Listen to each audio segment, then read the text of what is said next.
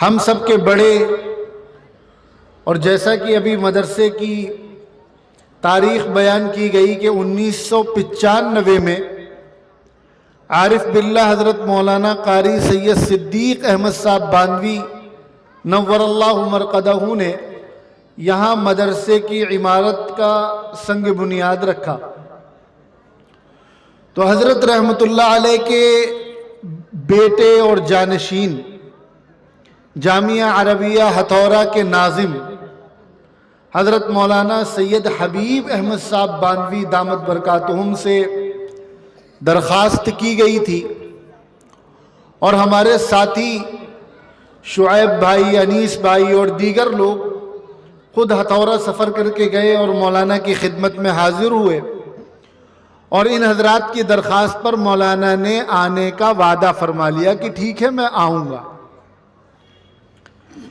لیکن ظاہر ہے انسان منصوبے بناتا ہے، ارادہ کرتا ہے، پلاننگ کرتا ہے، لیکن اللہ کی مرضی کے بغیر تو کچھ نہیں ہو سکتا۔ کچھ مسائل ایسے آ گئے کہ 2 روز پہلے مولانا کا فون آیا کہ میرا آنا مشکل ہے۔ ان حضرات نے بات کی کہ کوئی شکل بن جائے کہ مولانا کی شرکت ہو جائے، لیکن بہرحال اللہ کی مشیت کے آگے کسی کی کوئی پلاننگ نہیں چلتی ہے، مولانا تشریف نہیں لا سکے۔ ہمیں اس کا افسوس ہے، اور یہ ارادہ کیا گیا ہے کہ انشاءاللہ مناسب موقع سے صرف مولانا کو دعوت دی جائے گی اور آپ لوگوں کو جمع کیا جائے گا، تاکہ آج ہمیں جس کمی کا احساس ہو رہا ہے اس کو پورا کیا جا سکے انشاءاللہ۔ یہ جو جلسہ منعقد کیا گیا، اتنے پیسے خرچ کیے گئے، علماء کرام کو بلایا گیا، یہ سارا تام جھام آپ کے سامنے ہے، اور آپ حضرات اپنے اپنے علاقے سے دور دراز سے زحمت برداشت کر کے، سفر کر کے، علاقے کے لوگ سردی میں، ہماری خواتین گھر کو، بچوں کو چھوڑ کر یہاں موجود ہیں۔ یہ پروگرام کیوں کیا گیا؟ اس پروگرام کا کیا مقصد ہے؟ ایسا تو نہیں ہے کہ ایک پارٹی کرنا تھا، آپ کو بلا لیا گیا، اچھے اچھے بیانات ہو گئے، اور بس اللہ اللہ خیر صلی اللہ، ہاتھ جھاڑا، گھر کو چلے گئے۔ ہاں بھائی مولانا کی تقریر بڑی اچھی تھی اور شاعر صاحب کی نعت بہت اچھی تھی، اور کام ختم۔ اس لیے تو اتنا کچھ یہ سب کچھ جلسہ نہیں منعقد کیا گیا۔ آج کے اس جلسے کا مقصد یہ ہے کہ آج کے ہندوستان میں، جس ملک میں ہم رہ رہے ہیں، اور ہمارے صوبہ یو پی میں مسلمانوں کو جن حالات کا سامنا کرنا پڑ رہا ہے وہ ہم سب کے سامنے ہے۔ ہمارے سامنے 2 طرح کے چیلنج ہیں۔ ایک تو وہ ہے جو ہم رات دن میڈیا میں دیکھتے ہیں کہ جس کو دیکھو وہ مسلمانوں کو کبھی کچھ کہہ رہا ہے، کبھی کچھ کہہ رہا ہے، کبھی اسلام کو کچھ کہا جا رہا ہے، کبھی مسلمانوں کو کچھ کہا جا رہا ہے۔ یہ روزانہ کا صبح و شام کا تماشا ہو گیا ہے، لوگوں کی روزی روٹی ہی مسلمانوں کے نام پر چل رہی ہے۔ ایک تو وہ ہے، اور پھر حکومتوں کا اور افسران کا جو رویہ ہے مسلمانوں کے ساتھ، وہ ہے ایک چیلنج۔ تو وہ ہمارے سامنے ہے، اور یقیناً بڑا چیلنج ہے۔ ہر شخص کو فکر مند ہونا چاہیے، اور حقیقت یہ ہے کہ یہ مسائل صرف مسلمانوں کے ساتھ نہیں ہے، بلکہ ملک کی ایک بہت بڑی آبادی ہے جو ان مسائل کا سامنا کر رہی ہے۔ تو ایک تو یہ مسئلہ ہے، اور ہر انصاف پسند ان حالات کی وجہ سے تکلیف میں ہے، اور وہ کوشش کر رہا ہے کہ کسی طرح اچھے دن آ جائیں۔ دوسرا ایک بہت بڑا چیلنج جو ہمارے سامنے ہے وہ یہ ہے کہ یہ جو کچھ ساری دشمنی ہے مسلمانوں کے ساتھ، یہ اس وجہ سے ہے کہ ہم ایک اللہ کا نام لینے والے ہیں، ہم قرآن کو ماننے والے ہیں، ہم نبی کو ماننے والے ہیں، ہم ایمان والے ہیں۔ بہت 100 کی ایک بات، بہت سیدھی سیدھی صاف صاف بات آپ سے کہہ رہے ہیں۔ ان سارے مسائل کی اور یہ ساری دشمنی جو ہمارے ساتھ ہو رہی ہے، اس کی بنیادی وجہ یہ ہے کہ ہم ایمان والے ہیں۔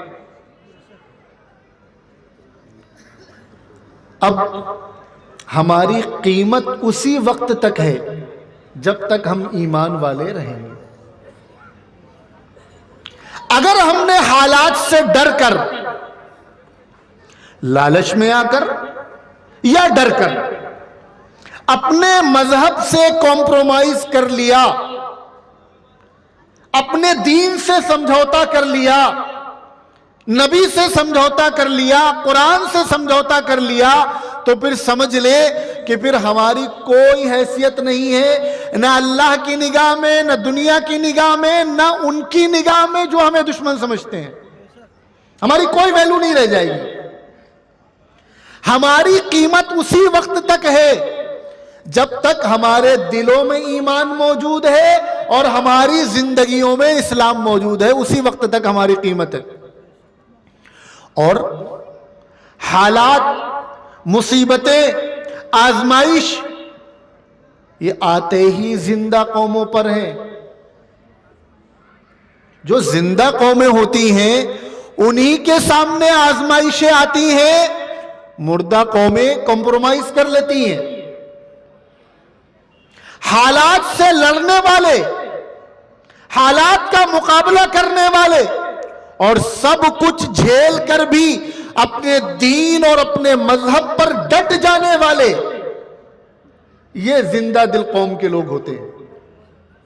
اور جو لوگ حالات سے گھبرا جاتے ہیں، پریشان ہو جاتے ہیں، حوصلہ کھو بیٹھتے ہیں، ہمت توڑ لیتے ہیں اور اس کی بنیاد پر اپنے دین سے دور ہو جاتے ہیں، مذہب سے دور ہو جاتے ہیں، اپنی مذہبی تہذیب سے، کلچر سے دور ہو جاتے ہیں، یہ زندہ قوموں کی علامت نہیں ہوتی، یہ مردہ لوگوں کی علامت ہوتی۔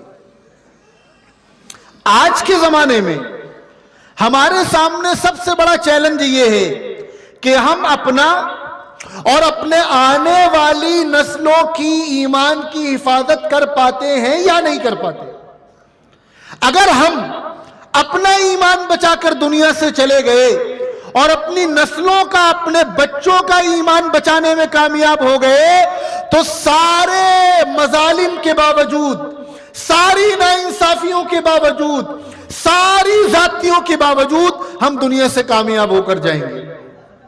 اور خدا نہ خواستہ، اللہ نہ کرے، اللہ نہ کرے، اگر دین کے معاملے میں ہم کمزور ہو گئے یا اپنے بچوں کی اور اپنے آئندہ آنے والی نسلوں کی حفاظت نہیں کر سکے تو حالات بدل جائیں، حکومت ہمیں دے دی جائے، تب بھی ہم ناکام اور نامراد ہوں گے۔ ان حالات میں ایمان بچانے کے طریقے کو بتلانے کے لیے، ایمان بچانے کی فکر پیدا کرنے کے لیے یہ مدارس چل رہے ہیں، دین کا سارا کام ہو رہا ہے، اور اسی لیے آپ کا یہ جلسہ منعقد کیا گیا ہے تاکہ ہم آج کے دور میں دین کی اہمیت کو سمجھیں، ایمان کی اہمیت کو سمجھیں اور ان حالات میں ان مدرسوں کی اہمیت کو سمجھیں۔ جیسے کہ ابھی مولانا بیان فرما رہے تھے کہ ہمارے نزدیک دنیا کی اہمیت ہے، دنیا کی تعلیم کی اہمیت ہے، اسکول کی اہمیت ہے، لیکن اس سے زیادہ ہمارے نزدیک مدرسوں کی اہمیت ہونی چاہیے، قرآن کی اہمیت ہونا چاہیے، دین و ایمان کی اہمیت ہونا چاہیے۔ اگر یہ اہمیت ہمارے دلوں سے نکل گئی تو ہمارا مستقبل بہت خطرناک ہے۔ یہ آپ کے علاقے میں جو مدرسہ چل رہا ہے، مولانا نے بتلایا کہ اس کا ایک ضابطہ یہ طے کیا گیا ہے کہ یہاں کے ہاسٹل میں صرف علاقے کے بچوں کا ایڈمیشن لیا جائے گا۔ کیوں کیا گیا یہ؟ کون مدرسے والا ہے جو یہ نہیں چاہتا کہ ہمارے مدرسے میں زیادہ سے زیادہ بچے ہوں؟ اگر ہم ایڈمیشن اوپن کر دیں سب کے لیے تو یہاں کم سے کم 70-80 بچے تو ویسے بھی آ جائیں گے، لیکن ہمارا مقصد کوئی رسم ادا کرنا تو ہے نہیں کہ اتنے مدرسے چل رہے اس میں ایک یہ بھی چل جائے۔ یہ مدرسہ رمئی پور میں ہے، رمئی پور، مجھاون اور اطراف کے لوگوں کے خون پسینے سے یہ مدرسہ چل رہا ہے۔ نہ جانے کتنے لوگ ہیں جن کے نام ہم آپ نہیں جانتے، آج وہ اپنی قبروں میں آرام کر رہے ہوں گے ہمارے آباء و اجداد میں، اور ان کی قربانیاں ہیں اس مدرسے، مسجد اور مکتب کے لیے۔ تو اس مدرسے پر سب سے پہلا حق آپ کا ہے، علاقے کے لوگوں کا ہے۔ اس لیے یہ مدرسہ چل رہا ہے تاکہ آپ کے بچے آ کر یہاں دین سیکھیں۔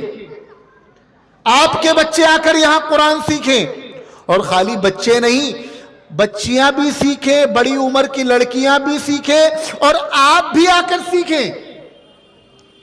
اس لیے یہ مدرسہ چل رہا ہے۔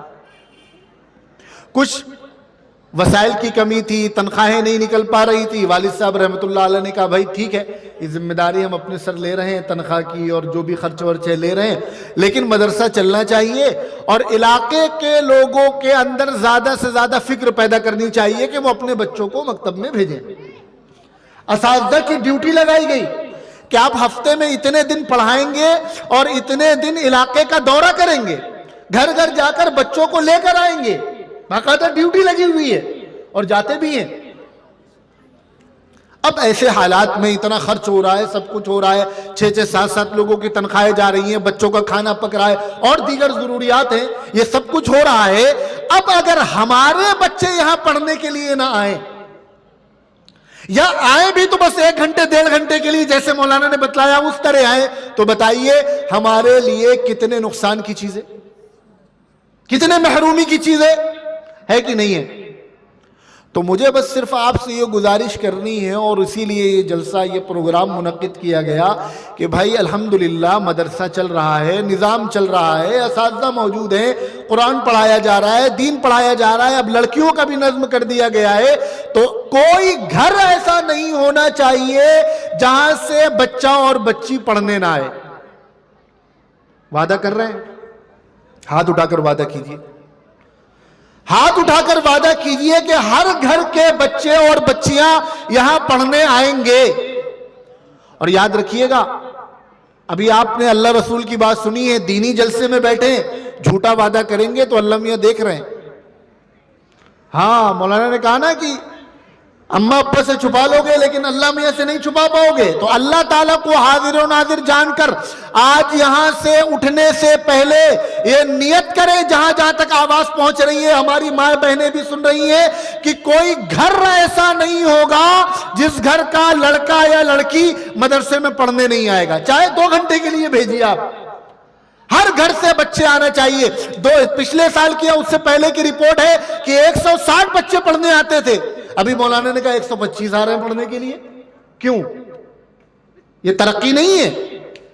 ہم بہت دعویٰ کریں کہ ہم بہت ترقی کر رہے ہیں، لیکن میں اسے ترقی نہیں مانتا۔ ترقی تب ہوتی جب رپورٹ میں آتا کہ علاقے کے 200 بچے پڑھنے کے لیے آ رہے ہیں، تو اب یہ آپ کی ڈیوٹی ہے، ہم تو اپنا کام کر رہے ہیں۔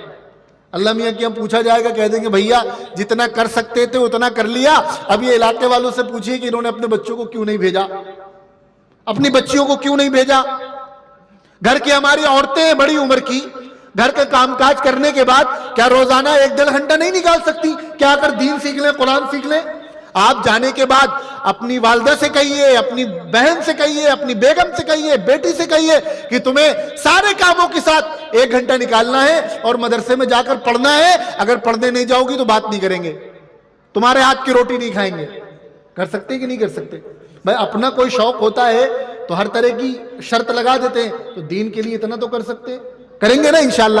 اگر ہم یہ کرنے لگے اور یہاں بچوں کی تعداد بڑھ گئی اور علاقے کے بچے پڑھنے آنے لگے تو یہ جو کچھ تام جام ہے یہ سب کامیاب ہے۔ اور اگر یہی نہیں ہے تو پھر اللہ ہی جانتا ہے کہ ہمارا مستقبل کیا ہوگا۔ تو میں بہت مبارکباد پیش کرتا ہوں۔ بسا اوقات ابھی رپورٹ میں انہوں نے نام لے لیا کہ مولانا عبداللہ صاحب یہ کر رہے ہیں وہ کر رہے ہیں۔ دیکھیے صحیح بات آپ کو بتائیں، اصل جو خدمت ہوتی ہے وہ اساتذہ کی ہوتی ہے، جو بیچارے اپنا وقت لگاتے ہیں، اپنی جان لگاتے ہیں، اور رات دن ایک کر کے۔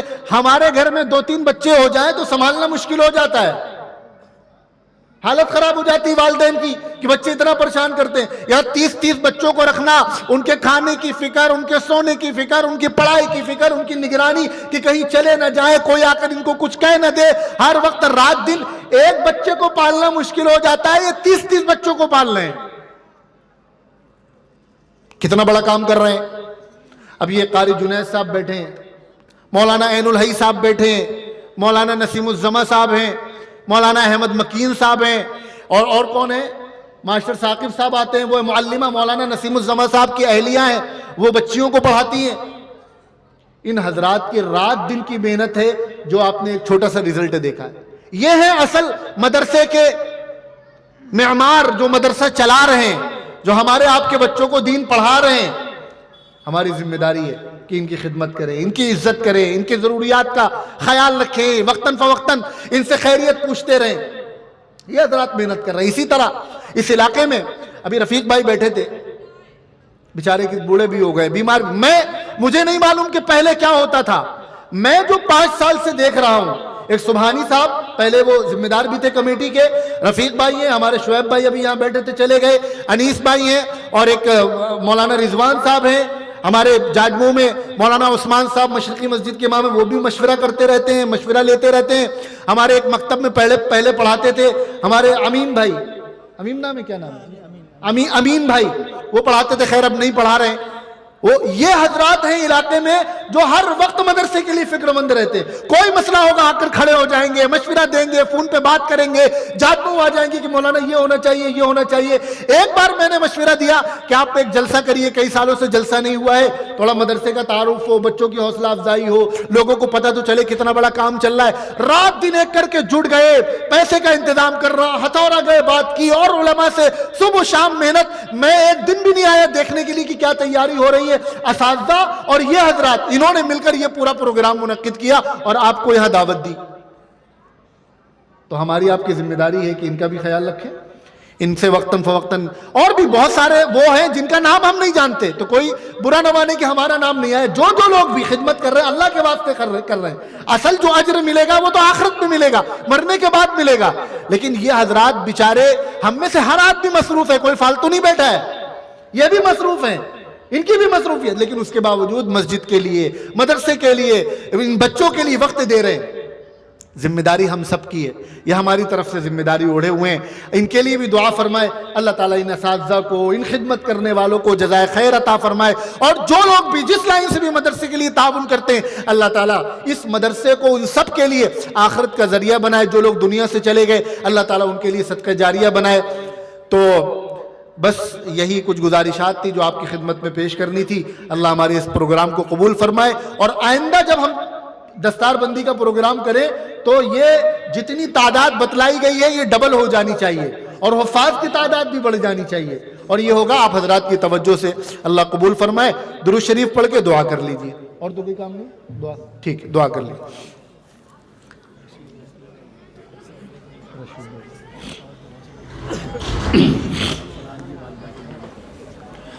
الحمد لله رب العالمين. اللهم صل على محمد وعلى آل محمد كما صليت على إبراهيم وعلى آل إبراهيم إنك حميد مجيد.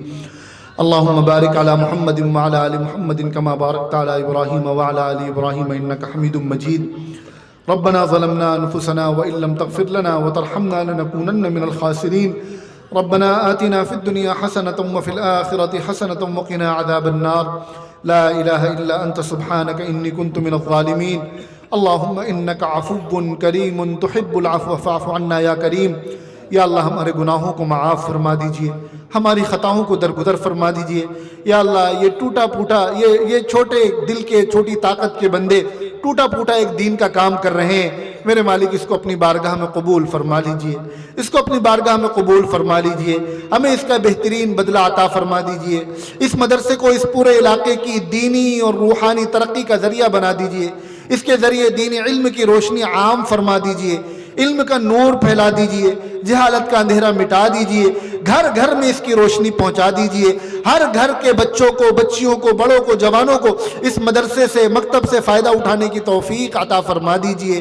دین سیکھنے کی توفیق عطا فرما دیجئے, ایمان بنانے کی توفیق عطا فرما دیجئے, قرآن سیکھنے کی توفیق عطا فرما دیجئے. میرے مالک ان اساتذہ کی, ذمہ داران کی اس کے علاوہ کوئی تمنا نہیں ہے کہ ہر بچہ دین سیکھ جائے, ہر بچی دین سیکھ جائے, پورا علاقہ نمازی ہو جائے, دیندار ہو جائے, قرآن والا ہو جائے, اللہ اور رسول والا ہو جائے. میرے مالک ہمیں بھی فکر کرنے کی توفیق عطا فرما دیجئے.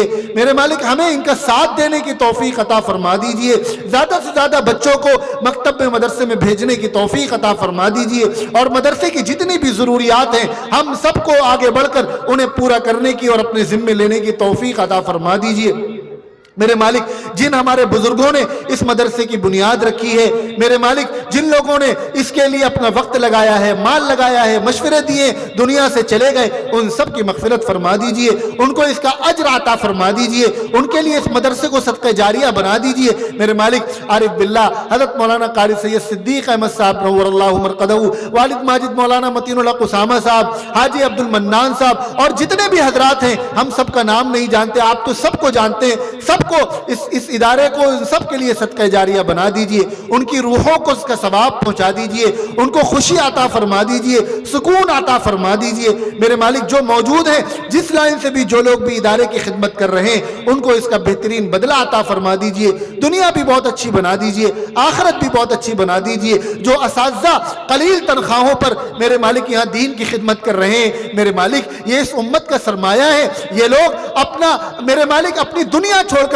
خالی دین کی خاطر محنت کر رہے ہیں، ان کے بچوں کی فکر نہیں، گھر والوں کی فکر نہیں، لیکن میرے مالک اپنی خواہشات کو مارتے ہیں، اپنی ضروریات کو چھوڑتے ہیں، اور آپ کے دین کی خاطر امت کے اندر دین کو رائج کرنے کے لیے رات دن مدرسے میں پڑھ رہے ہیں، پڑھا رہے ہیں۔ میرے مالک ان سب کو بہترین بدلہ عطا فرما دیجئے، ان کی دنیا بھی بہت اچھی بنا دیجئے، ان کی آخرت بھی بہت اچھی بنا دیجئے، ان کی تمام ضروریات کی کفالت فرما دیجئے۔ میرے مالک ان کو جنت میں بہترین ٹھکانہ عطا فرما دیجئے، بہترین ٹھکانہ عطا فرما دیجئے۔ میرے مالک دنیا میں جو چیزیں ان کو نہیں مل سکی، جو ضروریات ان کی پوری نہیں ہو سکی، آپ ان کو کئی گنا بڑھا کر کل میدان محشر میں ساری دنیا کے سامنے ان کی عزت افزائی فرما دیجئے، ہم سب کی طرف سے ان کو جزائے خیر عطا فرما دیجئے۔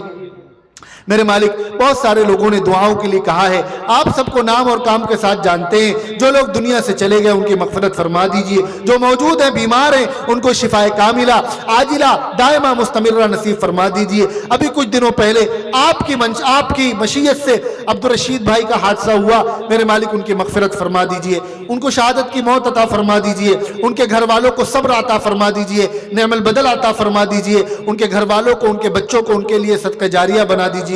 میرے مالک ہمارے دوست ارسلان بھائی کی والدہ بیمار ہے، اور بھی بہت سارے لوگوں نے دعاؤں کے لیے کہا ہے، آپ سب کو نام اور کام کے ساتھ جانتے ہیں، سب کو شفائے کاملہ عاجلہ دائمہ مستمرہ نصیب فرما دیجئے۔ جو لوگ کاروباری دقتوں میں پریشان ہیں ان کے کاروبار میں برکت عطا فرما دیجئے، حلال پاکیزہ برکت والا رزق عطا فرما دیجئے۔ جو لوگ اپنے بچے بچیوں کے رشتے کے لیے پریشان ہیں ان کے لیے اچھے اور بہترین رشتوں کا انتظام فرما دیجئے، جن کے رشتے ہو گئے ان کو خیریت کے ساتھ انجام تک پہنچا دیجئے، جن رشتوں میں دوریاں اور نااتفاقیاں پیدا ہو گئی ہیں میرے مالک ان میں محبت مودت الفت پیدا فرما دیجئے، عالم اسلام کی حفاظت فرما دیجئے، مسلمانوں کو عزت عطا فرما دیجئے، مسلمانوں کو عزت عطا فرما دیجئے، عزت عطا فرما دیجئے، ذلت سے بچا لیجئے، میرے مالک انصاف کا بول بالا فرما دیجئے، محبت کی فضا عام فرما دیجئے، دشمنوں کو دشمنی سے باز فرما دیجئے، ظالموں کو ظلم سے باز فرما دیجئے۔ میرے مالک تمام مدارس کی، مساجد کی، خانقاہوں کی، دعوت و تبلیغ کے مراکز کی، میرے مالک جو لوگ بھی جس لائن سے بھی دین کی خدمت کر رہے ہیں، جلسے کرنے والوں کی، کتابیں لکھنے والوں کی، بیان کرنے والوں کی، مسجد کے اماموں کی، میرے مالک سب کی حفاظت فرما دیجئے، سب کی حفاظت فرما دیجئے، سب کو قبول فرما لیجئے۔ میرے مالک ہمارے ملک کی حفاظت فرما دیجئے، ملک میں بسنے والے تمام لوگوں کی حفاظت فرما دیجئے، ملک میں میرے مالک امن و امان اور بھائی چارے کو قائم فرما دیجئے، محبت کی فضا عام فرما دیجئے، یہاں رہنے والے تمام لوگوں کو بھائی چارے کے ساتھ محبت کے ساتھ رہنے کی توفیق عطا فرما دیجئے۔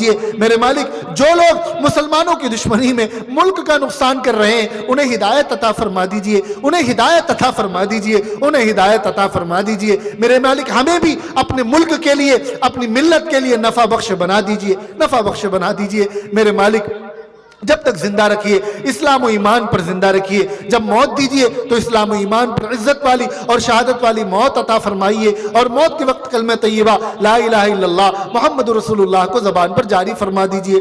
میرے مالک جو مانگا وہ بھی عطا فرما دیجئے، جو مانگنے سے رہ گیا ہمارے لیے دنیا اور آخرت میں ضروری ہے۔ یہاں جتنے لوگ موجود ہیں میرے مالک، عورتیں موجود ہیں، بچیاں موجود ہیں، ان سب کی تمام جائز حاجات کو پوری فرما دیجئے۔ ہماری دعاؤں کو محض اپنے فضل و کرم سے حضور پاک صلی اللہ علیہ وسلم کی برکت سے، علماء کی برکت سے، حفاظ کی برکت سے، مدرسے کی برکت سے قبول فرما لیجئے، قبول فرما لیجئے، قبول فرما لیجئے۔